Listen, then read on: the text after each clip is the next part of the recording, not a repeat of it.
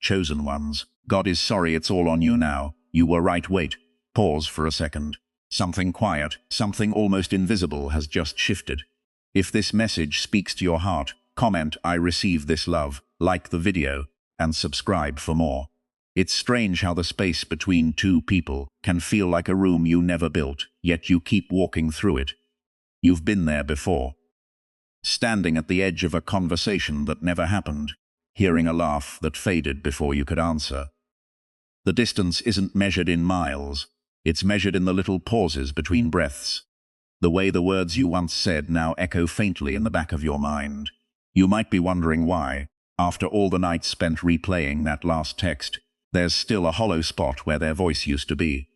It's not a huge drama, no fireworks, no sudden breakup announcement. Just a slow dimming of a light you once thought was steady.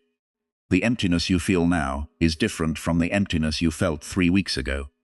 It's softer, almost as if the air itself has been rearranged. Something about this moment feels different for them. The words you once whispered to yourself, maybe it's just timing, now sit on the tip of your tongue, waiting for a reason. You remember the way they would sigh when you mentioned a song you both loved, the little habit of tapping the table whenever they felt uncertain. Those habits are gone, but the memory of them lingers, like the scent of rain on dry pavement. Stay with this, because there's a deeper layer that's quietly surfacing. You find yourself in the kitchen at 3 in the morning, making coffee out of habit, and the kettle's whistle feels louder than usual.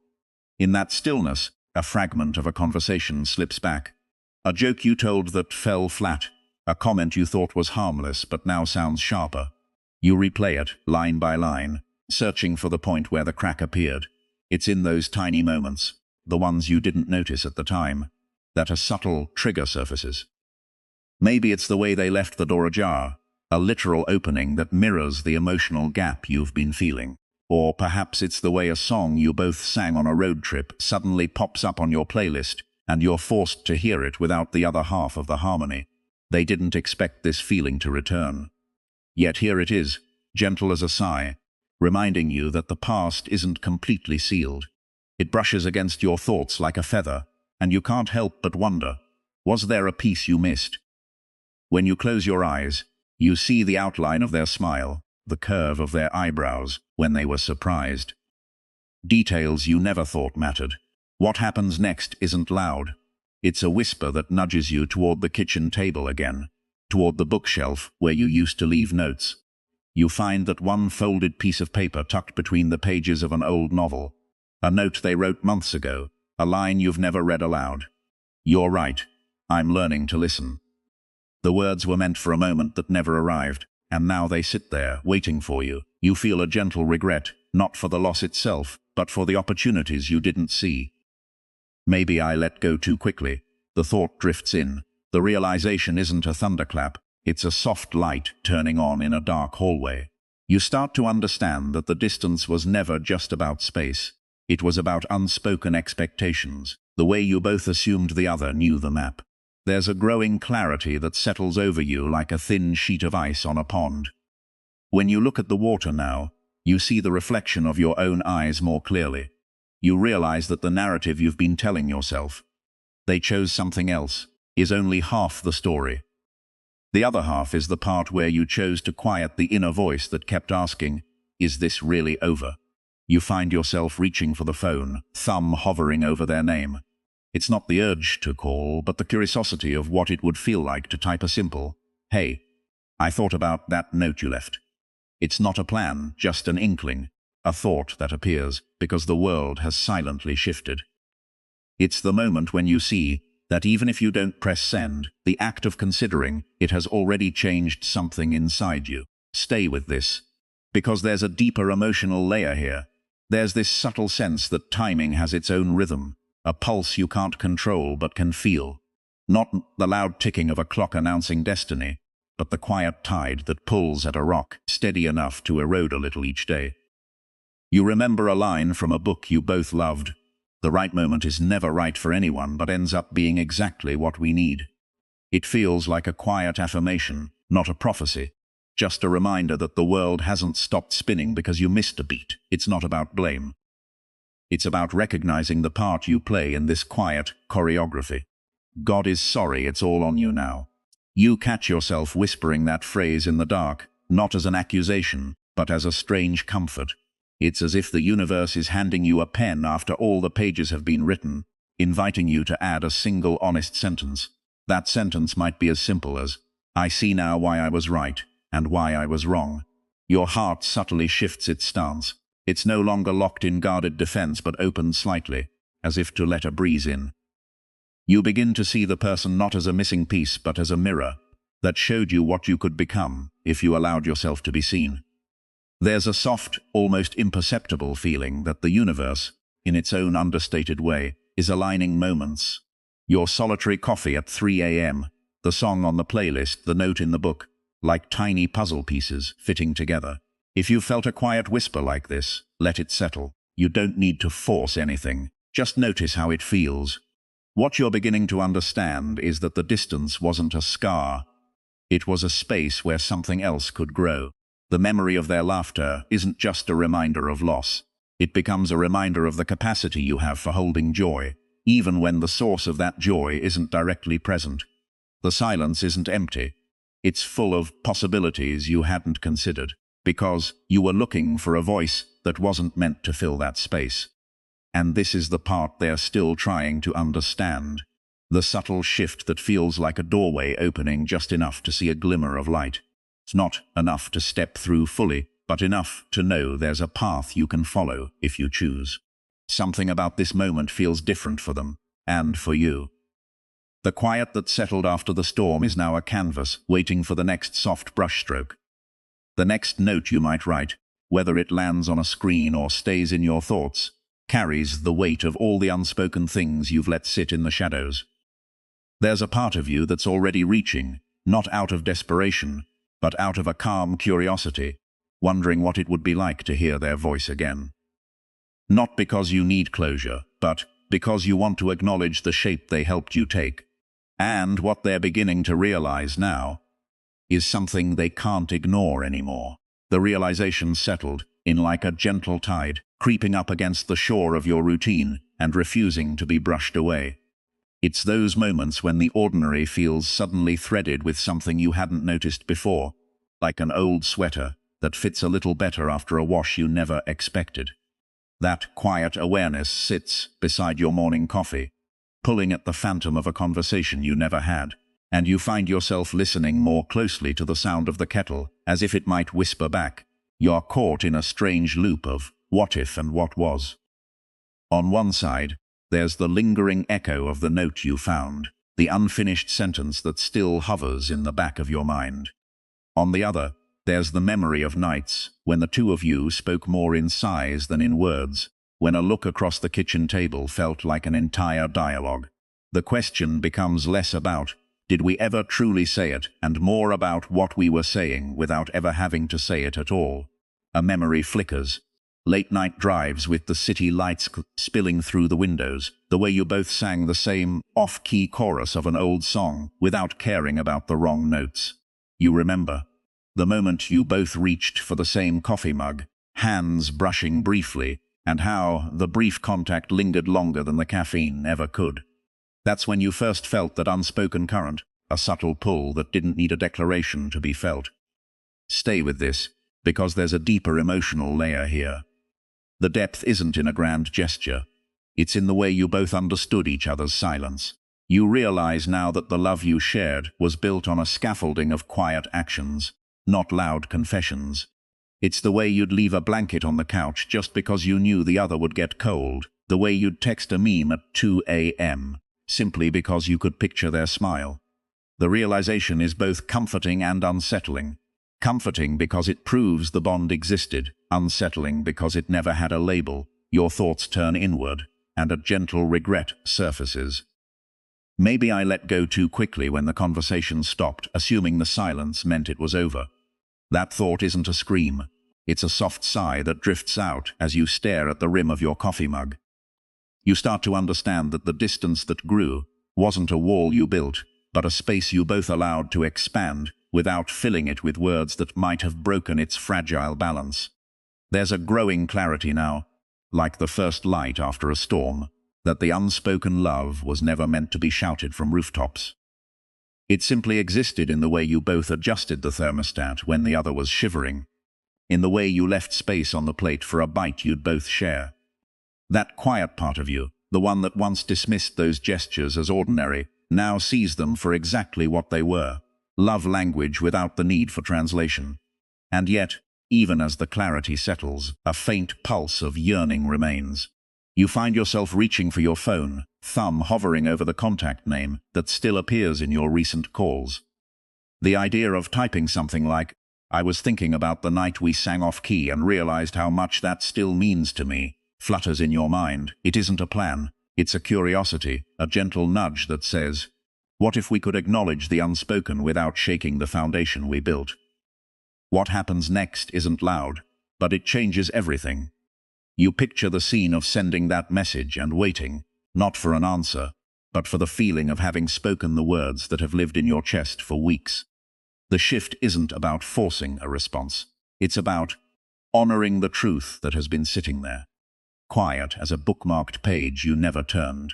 In this quiet, you notice a subtle sense of timing. Nothing divine in the cinematic sense, but a natural rhythm that feels like everything is arriving exactly when it needs to. In the background of this inner conversation, a soft voice whispers that perhaps love isn't always about big declarations. Maybe the most profound "I love you" is the one that lives in the small, repeated acts that you both performed effortlessly. You begin to see that the silence between you was never emptiness, but a canvas where those acts painted a picture only you two could interpret. The more you dwell on this, the more you feel a gentle shift in perspective. You're no longer asking "why didn't we say it?" but "how beautifully we lived it." If you've felt a quiet echo like this, let it settle in you. There's no need to rush or force the next step. Just notice how the thought of that simple message feels not like a pressure, but like a soft invitation to a conversation you've already been having in your heart. It's the kind of feeling that makes you pause mid-ye sentence, smile, and realize that the answer was already there, nestled between the beats of your own breath. And this is the part they're still trying to understand. The unspoken love you both carried is now becoming a quiet certainty, a foundation that doesn't need the loud proclamation you once believed was necessary. As you sit with that certainty, the world outside continues its usual hustle, unaware that inside, a gentle storm has settled into a calm sea. And as the day stretches forward, something else begins to stir, a question that feels both familiar and new, waiting for you to turn the page and see where this quiet realization leads. You've already felt the first tremor, the soft awareness that the space between you and them isn't just empty. It's humming with a low frequency, a note you didn't notice before. It's not a rush of adrenaline or a cinematic swell. It's the kind of feeling you get when you step onto a familiar floorboard that's settled a little deeper than you remember. Something about the ordinary morning light feels a fraction brighter, as if the sun is nudging you toward a door you thought you'd closed. Stay with this, because there's a deeper, emotional layer here. That quiet hum has started to make the mundane feel a little too deliberate.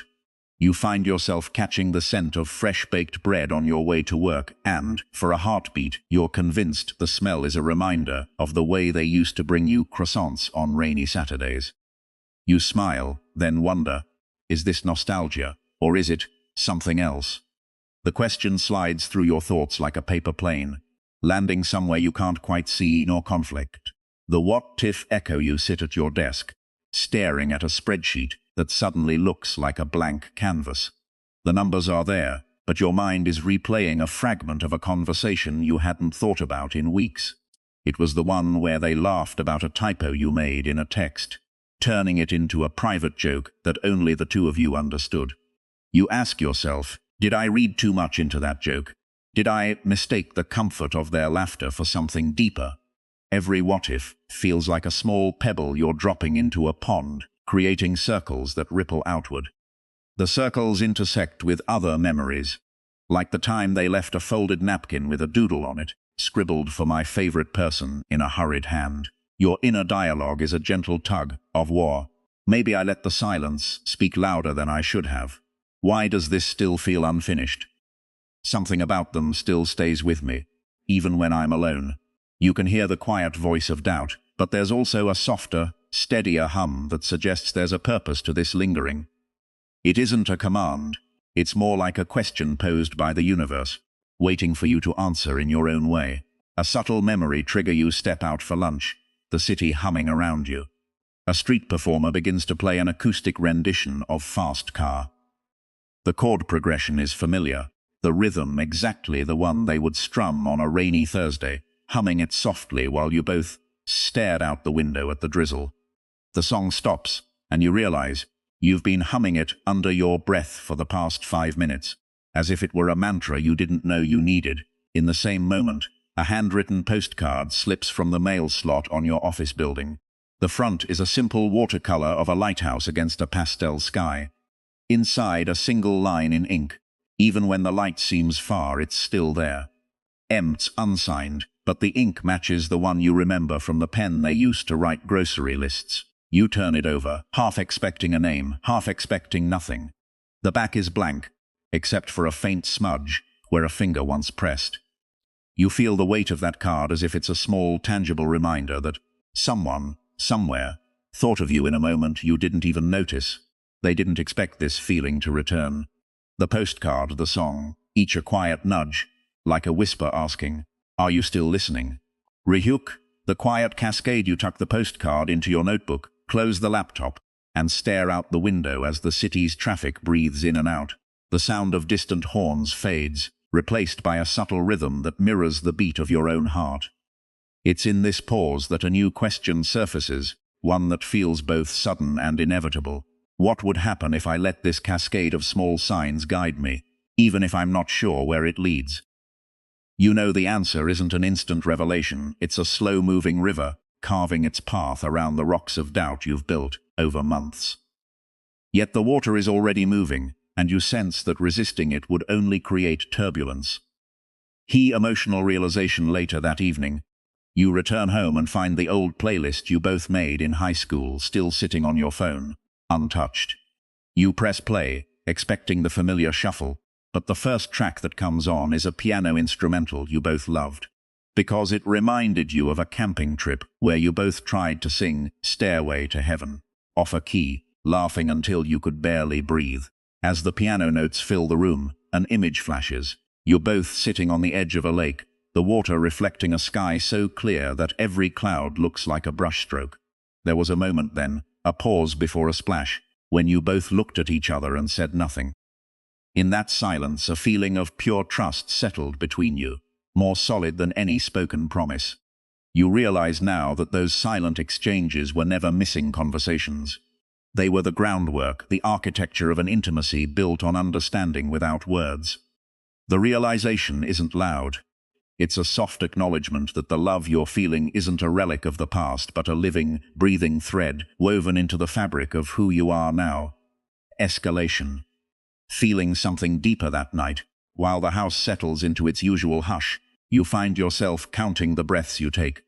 With each inhale, the memory of that lake, the postcard, the song, seems to align a little more, as though your inner compass is slowly recalibrating. Your mind drifts to the phrase silent love that you once dismissed as an empty metaphor. Now it feels like a compass point. Quiet, steadfast, and undeniably present. You notice a small ache in your chest, not the sharp pang of longing, but a gentle pressure, like a stone placed carefully in your palm to remind you of something valuable. Why does this still feel unfinished? You wonder again, but the answer starts to surface. It isn't unfinished, it's evolving. You begin to see the shifting feeling not as a gap to be filled, but as a doorway opening. Slowly, deliberately, toward a version of yourself that can hold both the memory of them and the reality of your present self. If this resonates, let it settle in you. There's no need to force any action. Just notice the way the weight of that stone feels. Warm, reassuring, as if it were meant to be held, mid-shift moment. Writing without sending. You fetch a notebook from the desk and, without any intention of ever sending it, start to write a letter. The words flow slower than you expect. Hey, I've been hearing the song we sang on the road, and I found that postcard in the mail slot. It made me think about the lighthouse, about light that never truly goes out. I realize I kept assuming silence meant you didn't feel anything, but maybe it meant we were both listening for something else. You pause, then write another line. I'm not sure if I'm reaching out because I miss you, or because I need to thank you for teaching me what quiet love feels like. You close the notebook, place it on the nightstand, and feel a calm that you haven't experienced in weeks. The act of putting the thoughts on paper, without the pressure of delivering them, creates a soft release, a letting go that feels more like a sigh than a goodbye. Rio Hook. Another unexpected reminder the next morning. A neighbor knocks, holding a small potted succulent. I saw it on the windowsill and thought you might like a little green, they say, smiling. You thank them, and as you place the plant on the sill, you notice a tiny leaf that's already turned a deep shade of red, exactly the color of the scarf they once wore when you walked through the park together. It's a strange coincidence, but the coincidence feels intentional, like the universe is handing you tiny breadcrumbs. You wonder, is this just random, or is there a pattern I'm too scared to see? You catch yourself humming the song again, this time noticing the lyric you never paid attention to before. All we need is a little light to find our way back home. The line feels like a quiet affirmation, something you don't have to shout to understand, just feel. Stay with this, because there's a deeper emotional layer here. Emotional meaning. Why this is happening now. You start to see these moments, postcards, songs, plants, as gentle nudges from a part of you that's still learning to trust the subtlety of life.